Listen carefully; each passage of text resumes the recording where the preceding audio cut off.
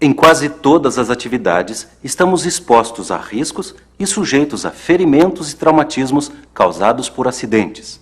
Em casa ou nos locais onde estamos muito familiarizados, muitas vezes não vemos as situações de perigo a tempo de preveni-las. Nessas situações, as principais vítimas são as crianças e os idosos.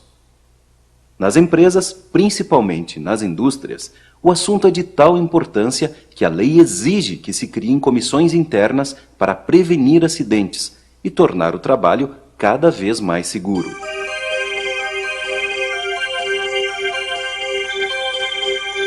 Quanto aos acidentes de trânsito, é importante frisar que muitas pessoas morrem ou sofrem danos irreversíveis porque não receberam cuidados a tempo ou foram atendidas de forma incorreta.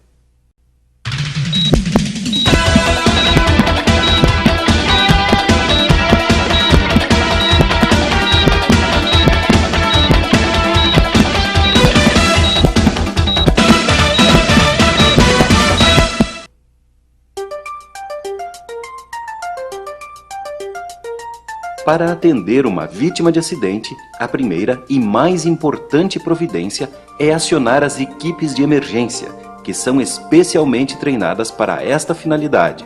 Ao fazer isso, já estaremos prestando auxílio à vítima. Porém, quando a situação estiver se agravando muito rapidamente, ou quando for impossível chamar por socorro especializado, devemos agir diretamente sobre a situação. Este vídeo foi especialmente produzido para ensinar as principais técnicas de primeiros socorros. Assista com atenção, comente e discuta esse assunto com seus familiares e amigos. Com o conhecimento destas técnicas, você poderá salvar vidas, inclusive a sua.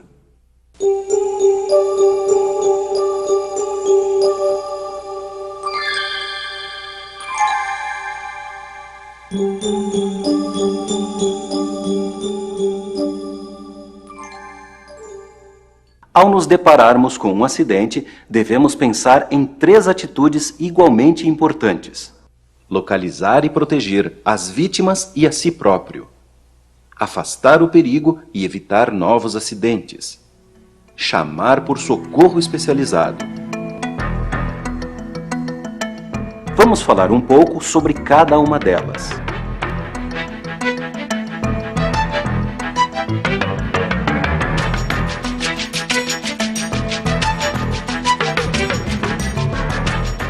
Quantas são e onde estão as vítimas? Precisamos obter rapidamente uma visão global do acidente para avaliar a gravidade da situação. É fundamental sinalizar o local, ligando todas as luzes intermitentes, colocando o triângulo de segurança e até utilizando galhos e ramos se for necessário. É muito importante saber o que falar quando for pedir auxílio. Para facilitar o atendimento, informe sempre o local exato e o tipo de acidente. Faça uma breve descrição das vítimas, informando a idade aproximada e o sexo.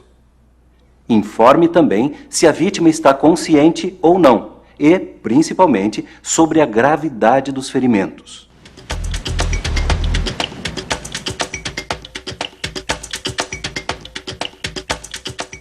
É fundamental tomarmos certas precauções para evitar o contato com o vírus da AIDS, hepatite e outras doenças que podem ser transmitidas pelo contato com fluidos orgânicos, principalmente o sangue e a saliva. Por isso, é indispensável o uso de luvas de borracha. Evite ferir-se durante o atendimento e não leve as mãos à boca e aos olhos sem antes lavar com água e sabão. Independente da gravidade da situação, o atendimento deve ser feito com calma, evitando o pânico. Tranquilizar as vítimas, transmitindo confiança e segurança, é importante porque traz alívio ao acidentado, criando um clima positivo e de cooperação. Devemos agir rapidamente, porém, dentro dos nossos limites, sempre que possível, contando com a ajuda de outras pessoas. Uma boa dose de liderança e capacidade de improvisação tornam o atendimento mais rápido e eficaz.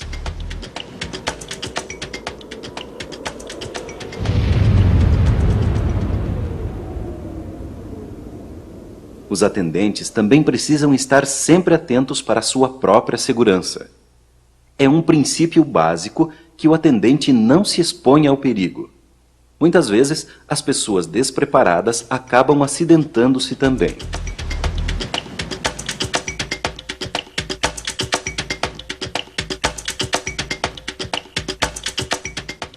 Enquanto você espera a chegada do socorro especializado, mantenha-se atento aos sinais vitais de todas as vítimas.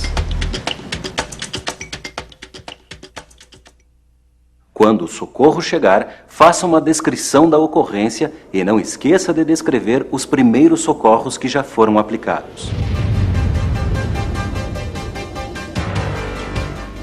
Nesse momento, você pode ficar tranquilo de ter cumprido sua obrigação de cidadão, por ter prestado a ajuda que estava ao seu alcance.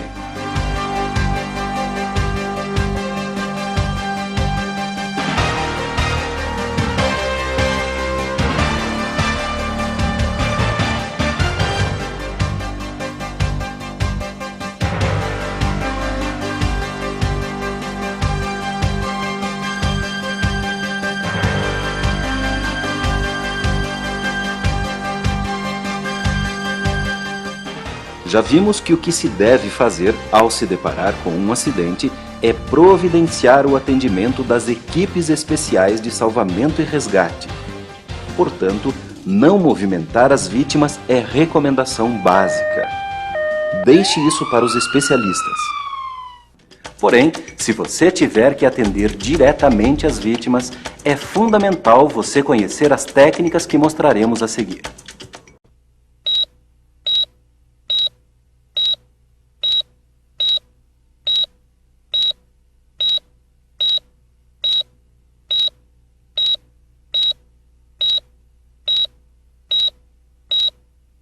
Abordagem primária é o nome que se dá ao atendimento inicial, que tem por objetivo determinar, observar e manter os sinais vitais do ferido.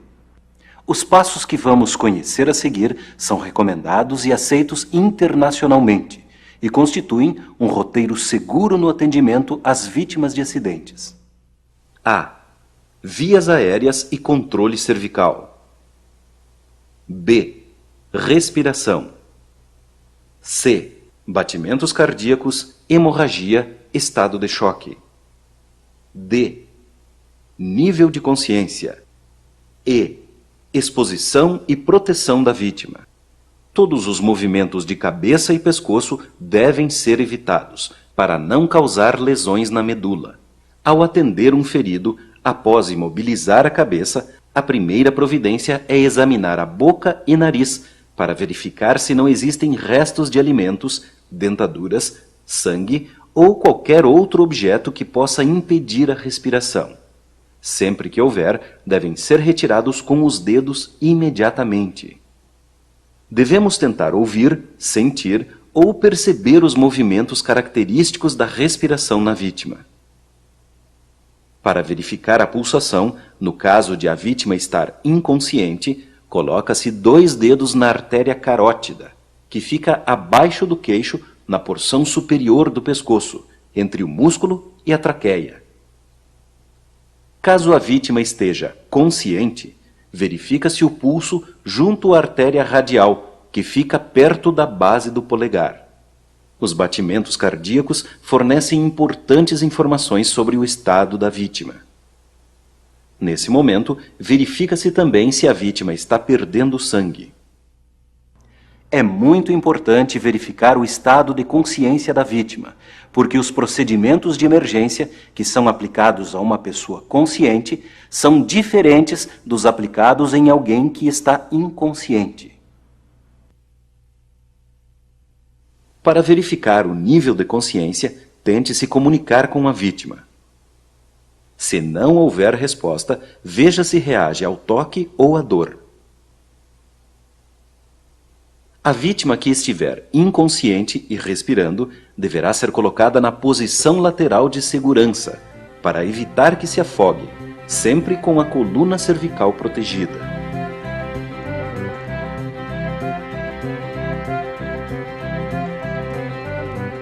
A posição lateral de segurança, sem o controle cervical, pode ser utilizada quando a vítima tiver sido encontrada consciente, sem apresentar dificuldades de movimentação. Tenha desde já em mente que vítima inconsciente pode ser sinal de fratura na coluna, traumatismo craniano ou estado de choque. Durante o processo de atendimento, geralmente os feridos perdem calor vital muito rápido, fato que poderá contribuir para o agravamento da situação. Devemos proteger e agasalhar a vítima com roupas e cobertores.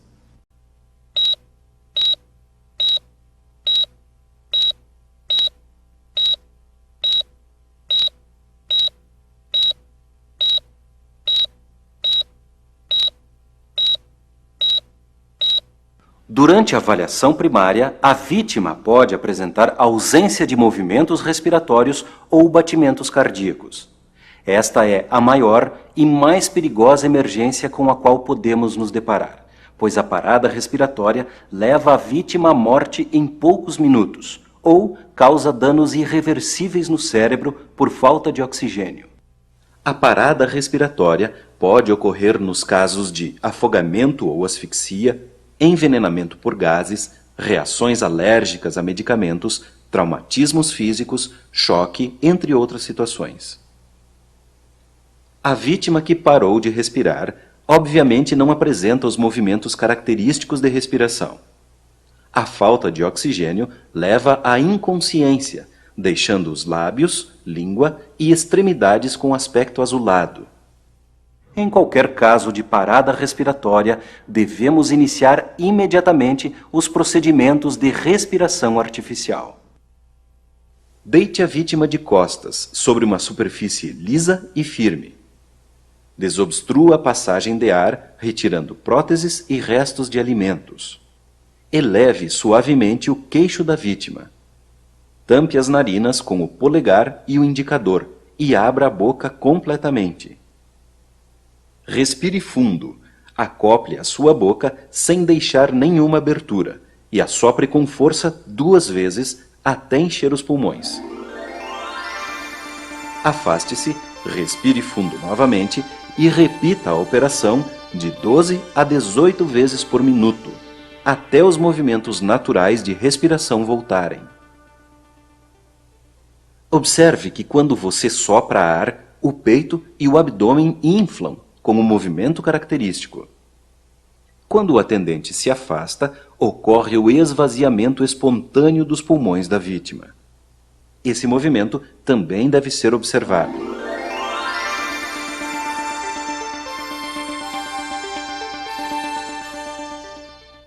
A técnica de respiração artificial que acabamos de ver recebe o nome de respiração boca a boca.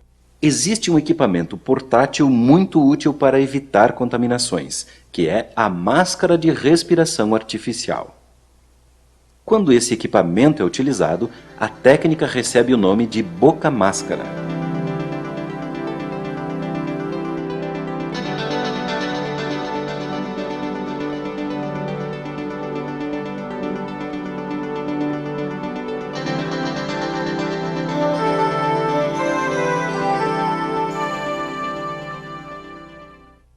Nos casos de fratura de mandíbula, bem como em crianças pequenas, a técnica utilizada é a boca-nariz.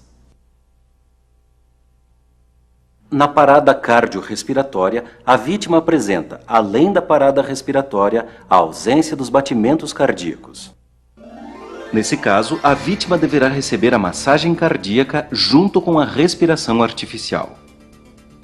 A massagem cardíaca é feita apoiando-se as 2 mãos, com os dedos entrelaçados, no centro do peito da vítima, 2 dedos acima da extremidade do externo. Com os braços estendidos, faça movimentos fortes e ritmados, utilizando o peso do seu corpo. Isso irá comprimir o músculo cardíaco. Estabeleça um ritmo de 60 a 80 compressões firmes e regulares por minuto.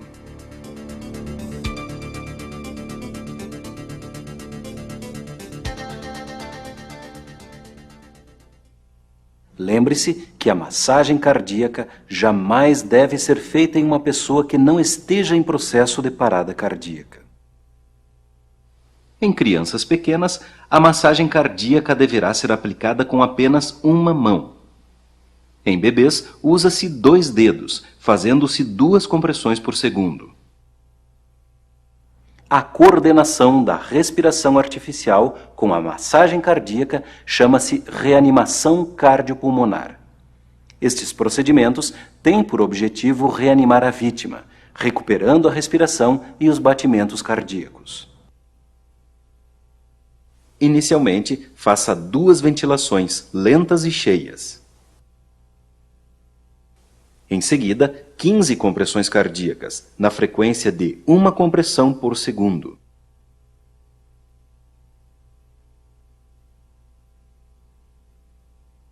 Depois, faça 2 ventilações, seguidas de mais 15 compressões cardíacas.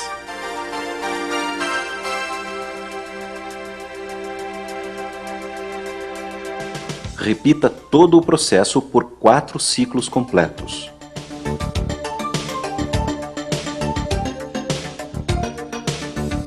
A parada para a reavaliação dos sinais vitais deverá ter no máximo 5 segundos. Se a respiração e o batimento cardíaco não voltarem, iniciar novamente o processo repetindo por mais 4 ciclos. Se houver 2 pessoas prestando socorro à vítima, uma deverá dedicar-se à respiração artificial, enquanto a outra fará a massagem cardíaca. Inicialmente, faça 2 ventilações lentas e cheias. Em seguida, 15 compressões cardíacas, na frequência de 1 compressão por segundo. Depois, faça 2 ventilações, seguidas de mais 15 compressões cardíacas.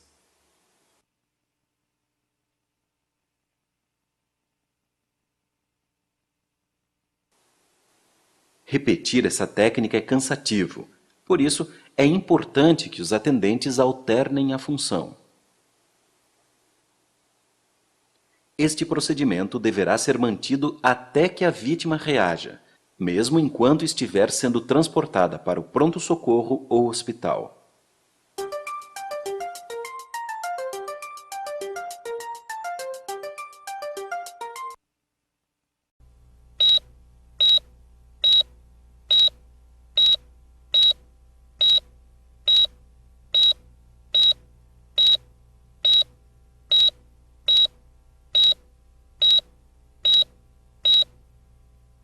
O estado de choque é uma reação violenta do organismo a determinadas circunstâncias ou situações, que provoca uma falha no sistema circulatório. O choque anafilático, por exemplo, é uma violenta reação alérgica, causada por medicamentos, produtos químicos, picadas de insetos, entre outros. O choque cardíaco pode ser causado por uma falha no bombeamento de sangue pelo coração, devido principalmente ao infarto do miocárdio. Mas o estado de choque mais comum em acidentes é o choque hipovolêmico, causado por excessiva perda de sangue ou líquidos. Para atender uma vítima que está em estado de choque, faça uma breve inspeção para avaliar a situação e controlar a causa do choque, que poderá ser uma hemorragia, uma fratura ou queimadura, por exemplo. Não esqueça de manter as vias respiratórias desobstruídas. Verifique a respiração, batimentos cardíacos e o nível de consciência. Quando a vítima estiver consciente e respirando bem, deite-a com a cabeça mais baixa que o tronco e pernas. Afrouxe as vestes para facilitar a circulação sanguínea e mantenha a vítima agasalhada e protegida. Excesso de esforço físico e mental, cansaço, fome, variações de temperatura e traumatismos podem levar a vítima a perder os sentidos, ou seja, a desmaiar.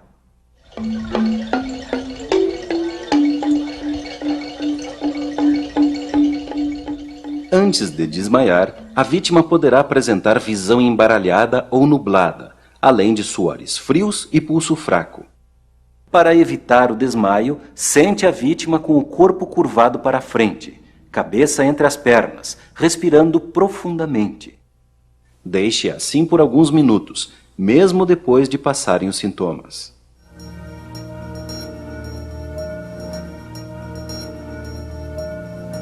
Quando a vítima desmaiar, afrouxe as roupas e eleve as pernas em nível pouco superior à cabeça.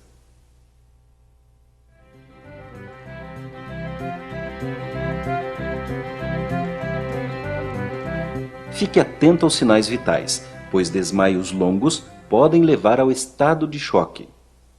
Se a causa do desmaio não estiver clara, se voltar a acontecer, ou se a vítima ficar inconsciente por mais de 2 minutos, agasalhe-a e providencie assistência especializada. Quando a consciência voltar, tranquilize a vítima. Em certas doenças, como a epilepsia e também em alguns casos de contusões na cabeça, a vítima pode entrar em convulsão. Quando isso ocorre, as funções cerebrais se alteram e, geralmente, há perda de consciência e contrações musculares involuntárias no corpo e na face. A respiração torna-se forte, ruidosa e irregular, podendo apresentar lábios azulados e salivação abundante. Proteja a vítima, evitando que ela se machuque. Afaste móveis e outros objetos e não tente impedir os movimentos convulsivos.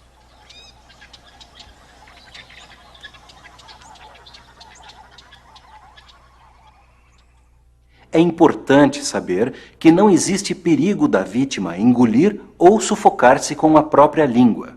Por isso, não mexa dentro da sua boca, nem dê nada para beber. Apenas afrouxe suas roupas e deixe-a confortável.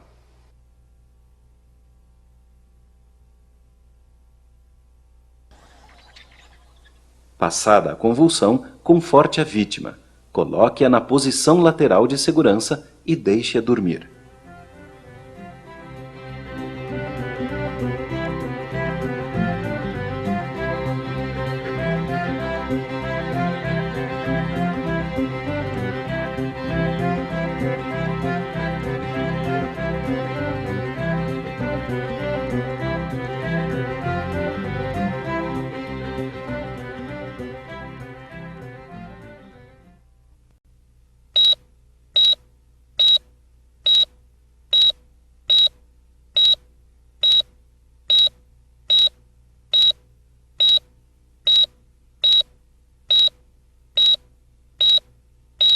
Hemorragia é a perda de sangue devido ao rompimento de veias, artérias ou capilares dos tecidos.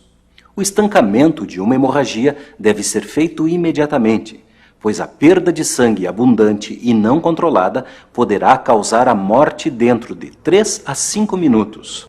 As hemorragias externas são visíveis e o sangue verte para fora do corpo. Quando as veias são atingidas, o sangue é vermelho escuro e escorre de forma contínua.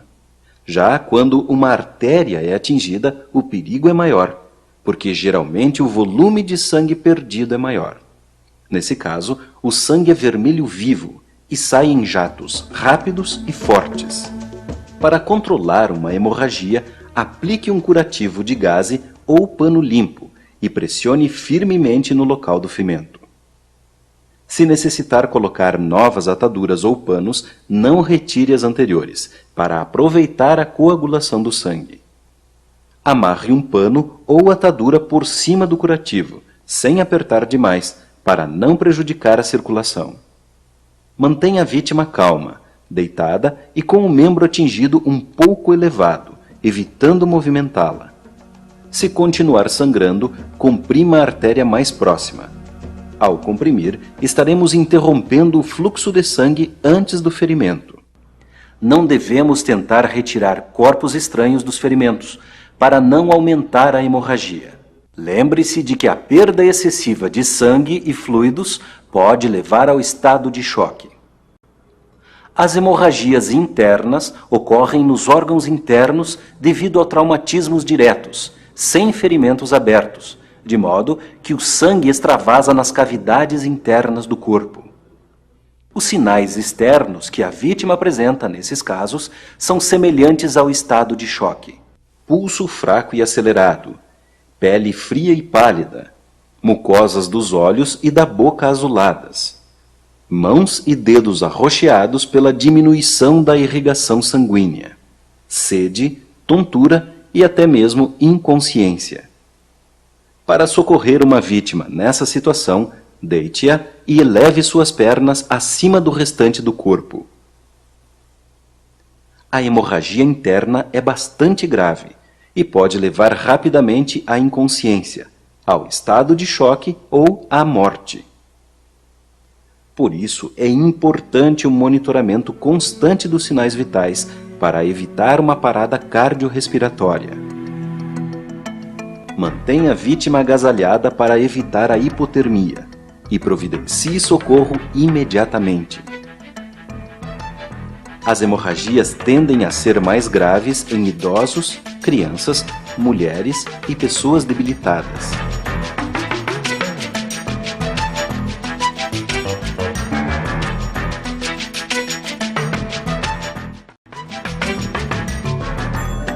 Nos casos de hemorragia nasal, sente a vítima em local fresco, afrouxe sua roupa e peça para ela respirar pela boca. Comprima a narina com os dedos por 5 a 10 minutos e coloque compressa fria ou gelada no nariz, na testa ou na nuca.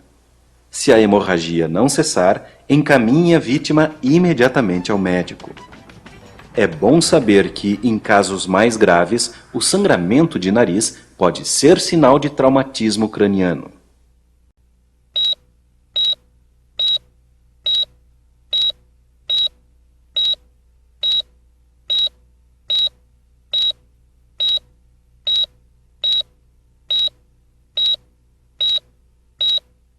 Fratura é o nome que se dá à quebra ou ruptura de qualquer osso do corpo.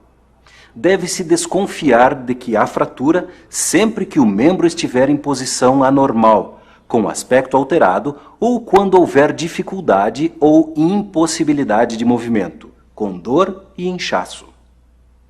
Em uma fratura fechada, as pontas do osso fraturado não perfuram a pele. O procedimento mais importante é fazer a imobilização, que sempre deve ser feita antes de movimentar a vítima, de forma a impedir que as partes se movimentem, evitando maiores danos. O ideal é deixar o membro acidentado em posição próxima ao natural. A imobilização deverá ser feita com o auxílio de talas, que serão amarradas com ataduras ou tiras de pano não muito apertadas, em 4 pontos principais: abaixo da articulação, abaixo da fratura, acima da articulação e acima da fratura.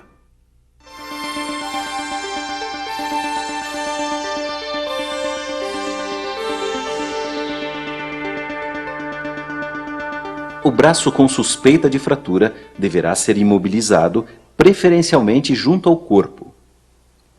Essa imobilização mostra a grande utilidade de uma bandagem adequada.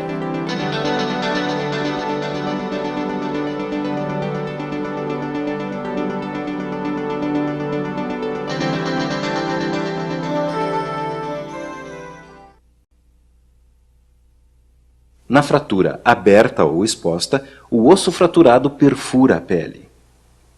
Nesse caso, antes da imobilização, é preciso tratar o ferimento. Para isso, controle a hemorragia e faça um curativo protetor com gaze, bandagem ou pano limpo.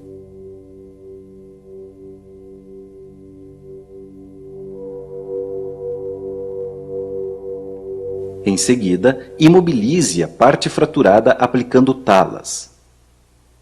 Movimente o membro fraturado o mínimo possível e providencie socorro especializado.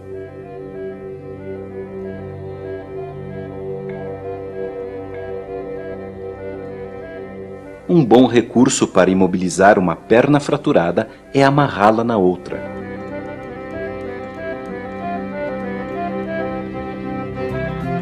Muitas vezes a vítima não apresenta fratura, mas possui entorse ou luxação, que são torceduras ou deslocamentos das articulações.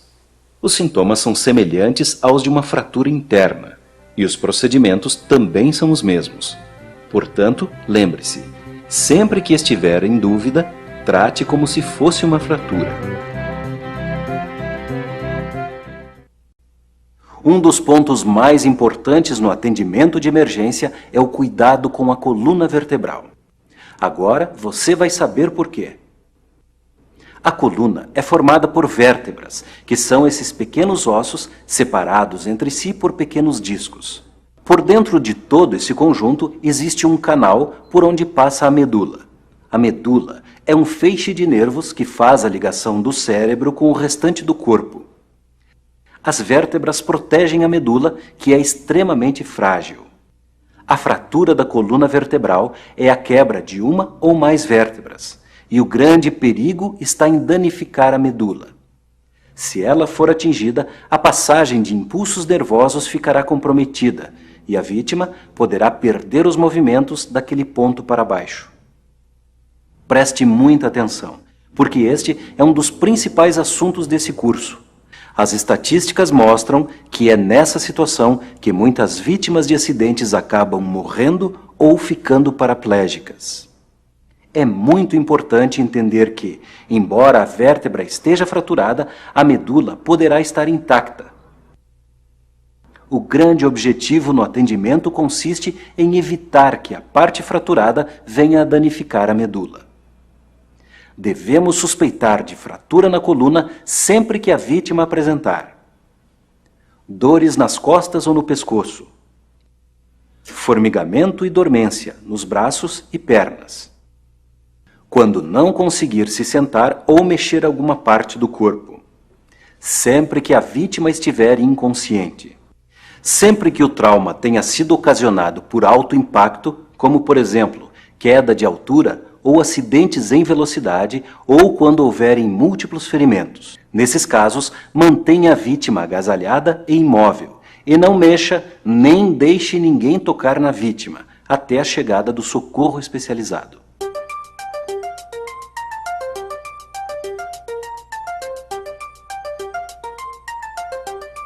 Observe a respiração.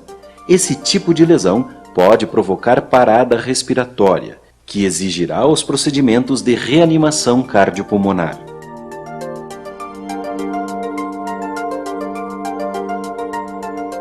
Quando houver lesão no pescoço ou suspeita de pescoço fraturado, devemos imobilizar a cabeça, com a imediata e correta aplicação do colar cervical.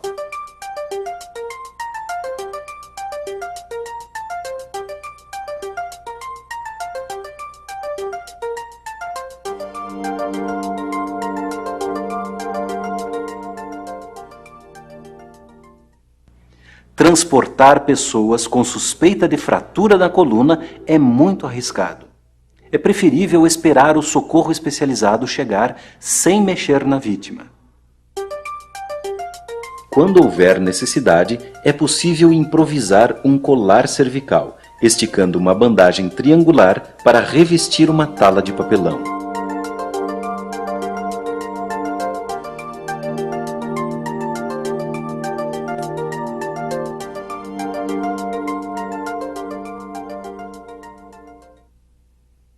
Outro meio é utilizar um cobertor enrolado formando uma proteção em torno da cabeça, conhecida por Joana d'Arc. Mantenha a vítima esticada, deitada de barriga para cima. Sempre desconfie de fratura da coluna. É o melhor meio de salvar vidas e evitar agravamentos desnecessários.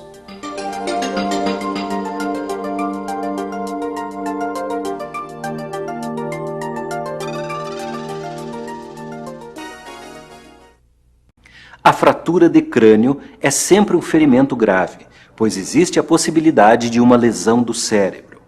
O maior problema desse tipo de fratura é que nem sempre ela apresenta sinais visíveis. A vítima com suspeita de fratura de crânio pode apresentar lesões na cabeça, perda de sangue pelo nariz, pela boca ou pelos ouvidos.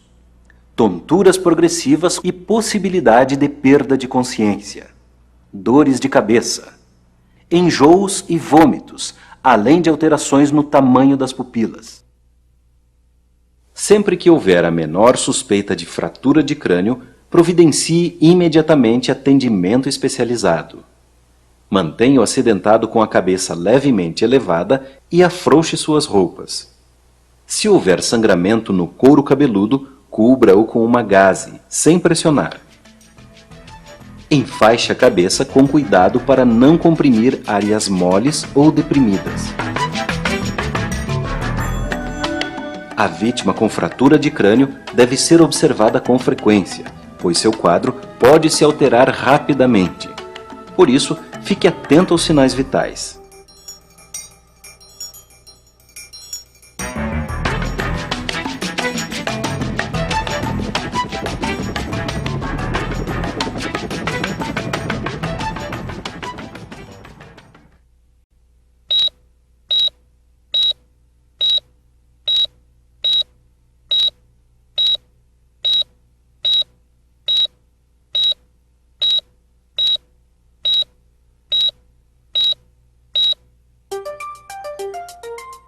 Quando uma vítima apresentar ferimentos no abdômen, a primeira coisa a fazer é cobrir o ferimento com uma compressa ou pano limpo, mantendo firme no lugar.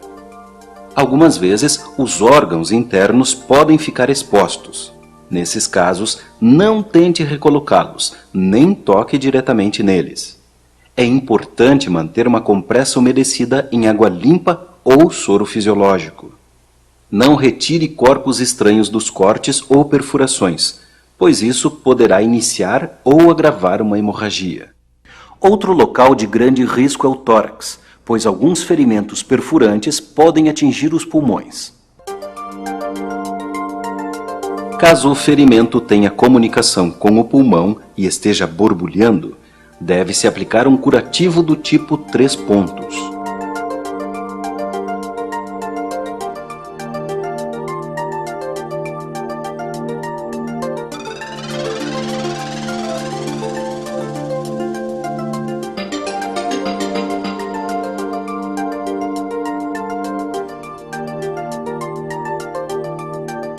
Se houver ferimento exposto, proteja-o com gaze ou pano limpo, sem pressionar demais.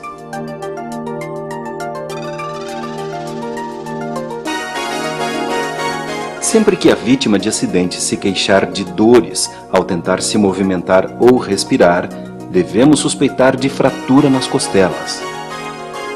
Nesses casos, mantenha as vias respiratórias desobstruídas, evitando que a vítima se movimente.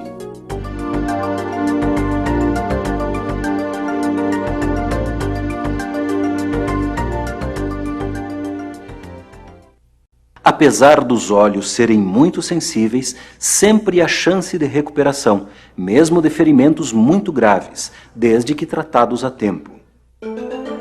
Portanto, a vítima com um ferimento no olho deverá ser encaminhada para um especialista imediatamente. Quando houver cacos ou objetos cravados no olho, somente deverão ser retirados por um especialista. Não permita que a pessoa esfregue os olhos. Para isso, faça uma proteção circular, que evite o contato da bandagem com o ferimento. Ao cobrir também o outro olho, estaremos diminuindo os movimentos naturais dos olhos. Nos casos de contato dos olhos com produtos químicos, lave com água abundante e encaminhe para um especialista. Queimaduras são ferimentos produzidos principalmente na pele e que podem ser causados por fogo, radiação, vapores, líquidos e sólidos quentes, ácidos, soda e, em alguns casos, até pelo frio.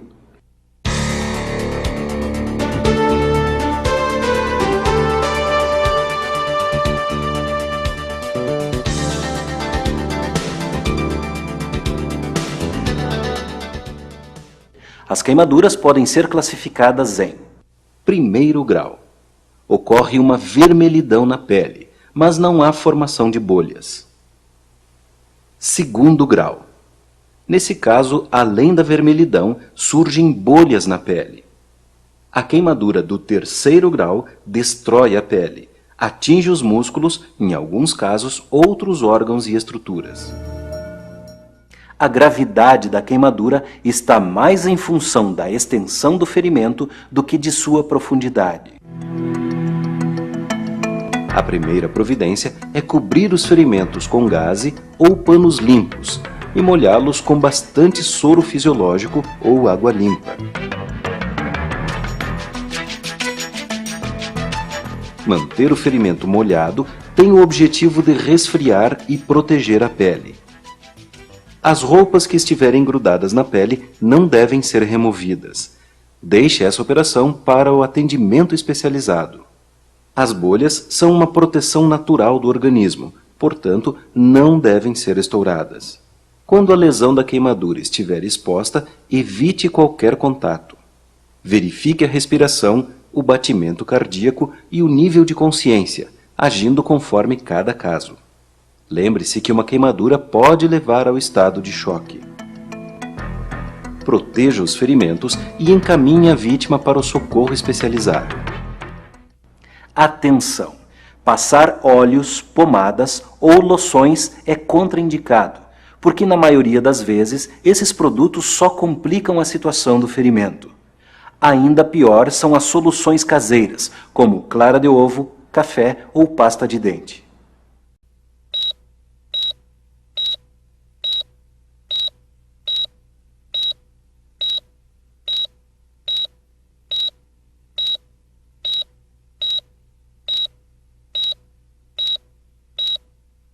Em qualquer tipo de envenenamento, os primeiros socorros têm como função evitar que o veneno seja absorvido pelo organismo.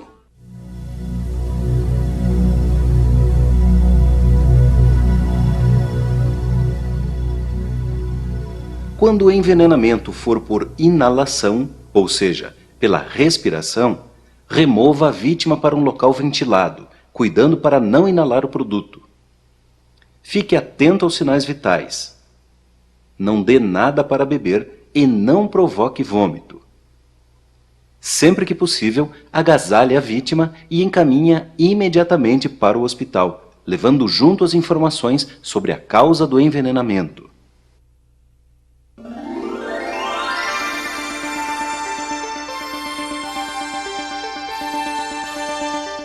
O envenenamento por ingestão, ou seja, quando o veneno tiver sido tomado ou comido, é um tipo de acidente doméstico comum, que ocorre, por exemplo, quando uma criança come ou toma acidentalmente medicamentos ou produtos de limpeza.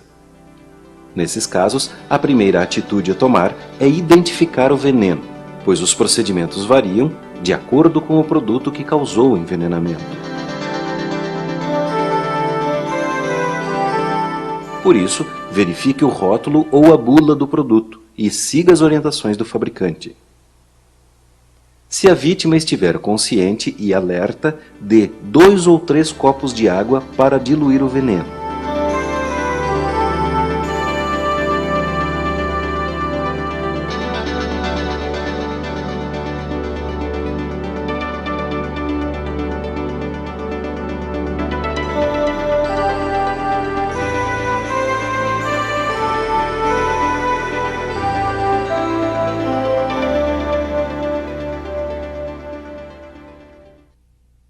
Como regra geral, não devemos provocar o vômito quando o veneno for ácido, soda ou derivados de petróleo, por exemplo, gasolina, querosene, esmalte, solvente e diesel. Em todos os outros casos, devemos provocar vômito. Para isso, dê bastante água morna, de preferência salgada. Repita a operação para limpar o estômago. E depois, dê um pouco de leite ou clara de ovo.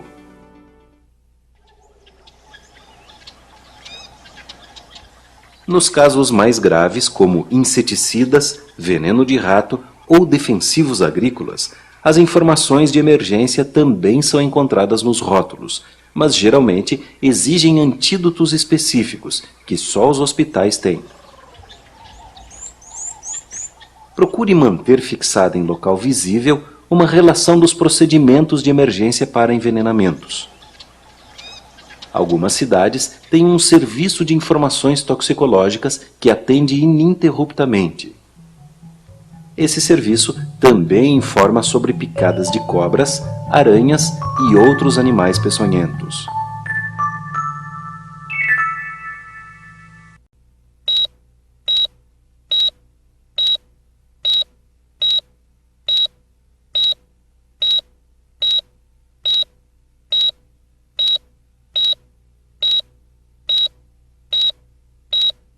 Algumas vezes, a vítima de algum acidente poderá ter um membro ou parte dele arrancado do seu corpo.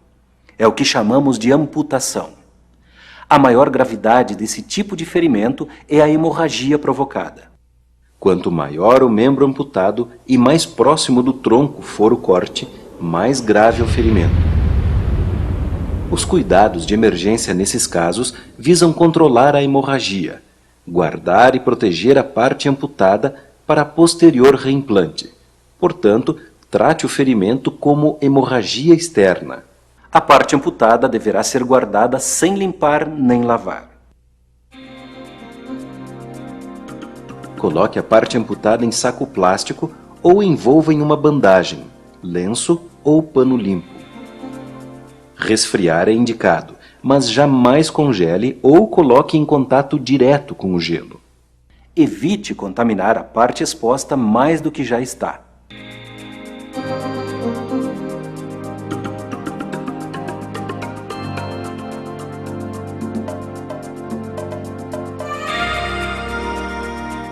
Leve a parte amputada junto com a vítima para o hospital o quanto antes.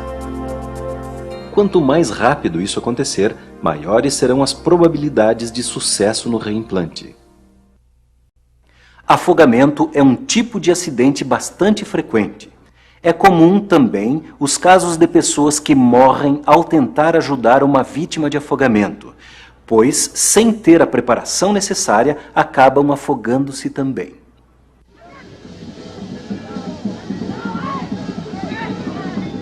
Para retirar da água rapidamente uma pessoa que está se afogando, devemos jogar algum objeto que flutue, no qual ela possa se agarrar para depois poder puxá-la.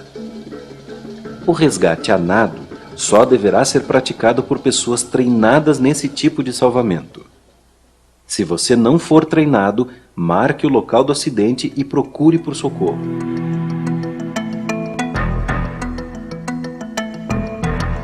Os procedimentos para atender um afogado têm por finalidade recuperar imediatamente a sua respiração. Quanto mais tempo essa operação levar, maiores serão os danos causados pela falta de oxigenação no cérebro.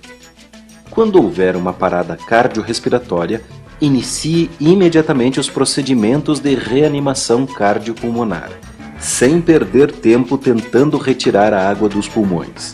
A própria vítima conseguirá eliminar depois de reanimada.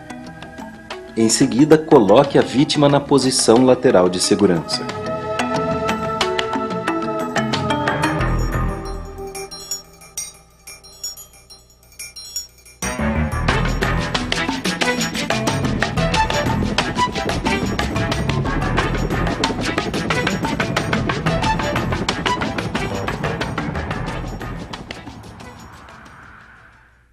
Convém observar o local do acidente, pois a vítima pode ter sofrido outro tipo de traumatismo antes do afogamento.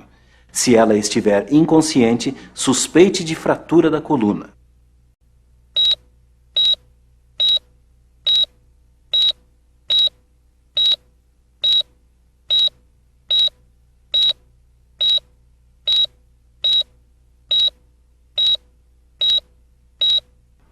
Em alguns capítulos desse vídeo, falamos sobre a movimentação de uma vítima. Como esse assunto é de grande importância, vamos revê-lo mais detalhadamente.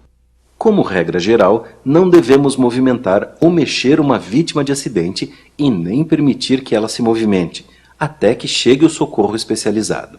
Porém, em alguns casos, é preciso agir antes da chegada do socorro, quando a situação estiver se agravando muito rapidamente, ou quando houver a certeza que o socorro especializado não virá a tempo.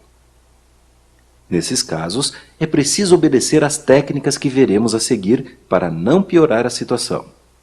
Se a vítima tiver que ser arrastada por alguns metros para afastá-la de um perigo iminente, devemos fazer isso sempre no sentido do comprimento, jamais com o corpo torto ou de lado. Puxe a vítima pelas pernas, sem levantá-las muito, ou pelos braços, sempre deixando a cabeça firme.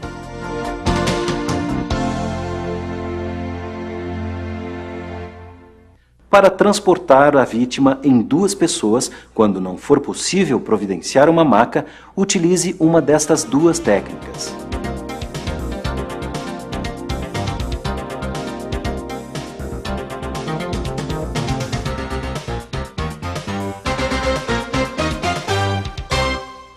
As movimentações em distâncias maiores requerem uma maca ou padiola. Esta pode ser improvisada com uma tábua larga, uma porta ou o assento traseiro de um carro. Para colocar e retirar da maca de maneira segura, o ideal é que esta operação seja realizada por 3 pessoas, sempre cuidando de uma possível lesão de coluna. Os movimentos deverão ser controlados e simultâneos, de forma que todas as partes do corpo da vítima fiquem sustentadas.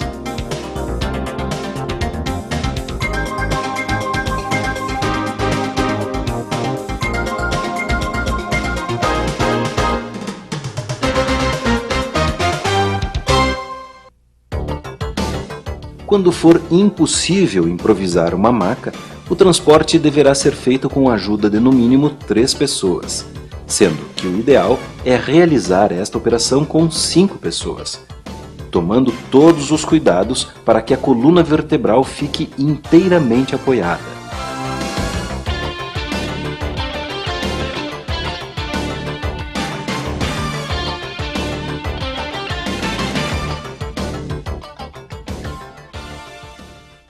Para retirar uma vítima de dentro do veículo, é preciso muito cuidado com a coluna vertebral.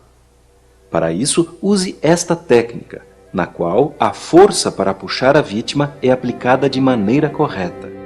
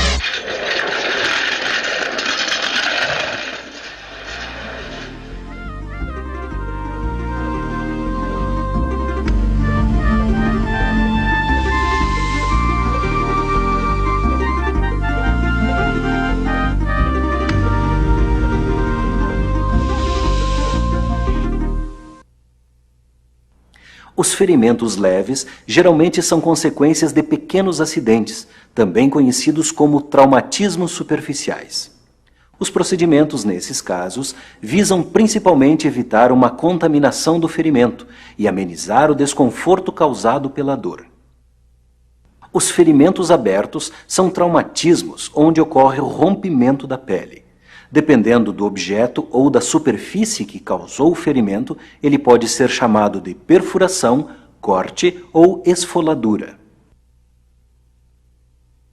Se houver uma hemorragia no local, o primeiro passo é estancar o sangramento utilizando o procedimento padrão, que é colocar uma compressa sobre o ferimento e comprimir, não esquecendo de elevar o membro ferido.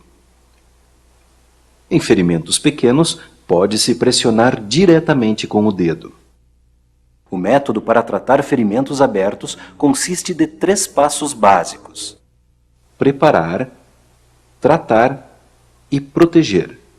Em primeiro lugar, lave bem com água e sabão neutro, ou com soro fisiológico.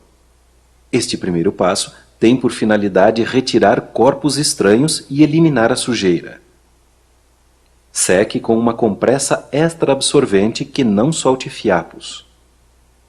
Em seguida, trate o local para evitar que o ferimento venha a infeccionar. Esse tratamento é feito com a aplicação de um spray antisséptico que não contenha mercúrio. Finalmente, proteja o local com uma compressa não aderente, que não gruda no machucado. Proteger o local tem a finalidade de evitar o contato direto e a contaminação. Ao cobrir o ferimento, cria-se um ambiente de umidade controlada, que acelera o processo de cicatrização. Além disso, se a crosta for removida por qualquer motivo, a cicatrização reinicia do ponto zero. Para proteger ferimentos pequenos, aplique um curativo band-aid.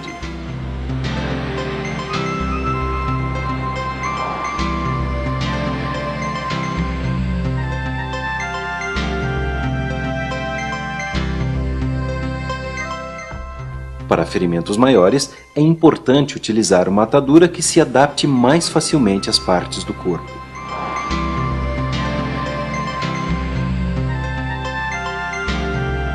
Essa atadura poderá ser fixada com esparadrapo impermeável ou microporoso.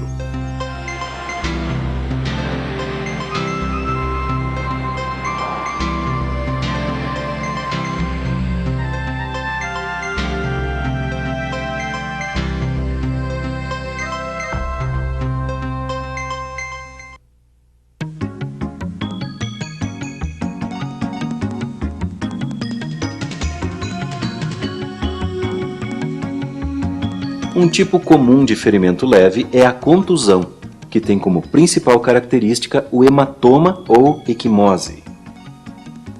Geralmente ela é causada por uma pancada, mas que não chega a romper a pele. Nas primeiras 24 horas após uma contusão, a primeira providência é esfriar o local, preferencialmente com uma bolsa de gelo, para evitar a formação de um hematoma. Após esse prazo, deve-se aquecer o local com compressas mornas ou quentes para reativar a circulação.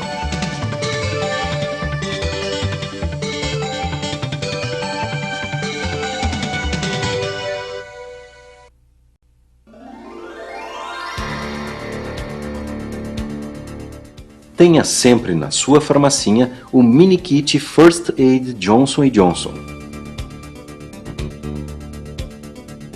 O mini kit contém uma compressa extra absorvente,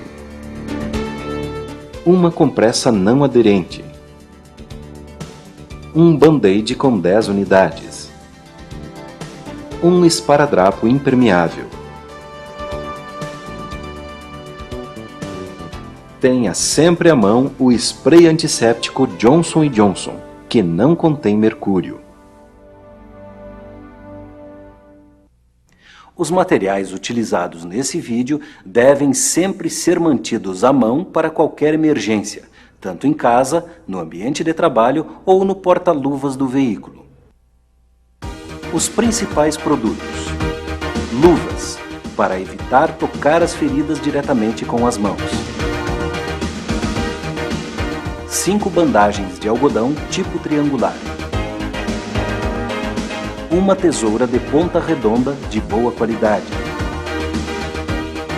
5 talas de papelão. Uma máscara de respiração cardiopulmonar.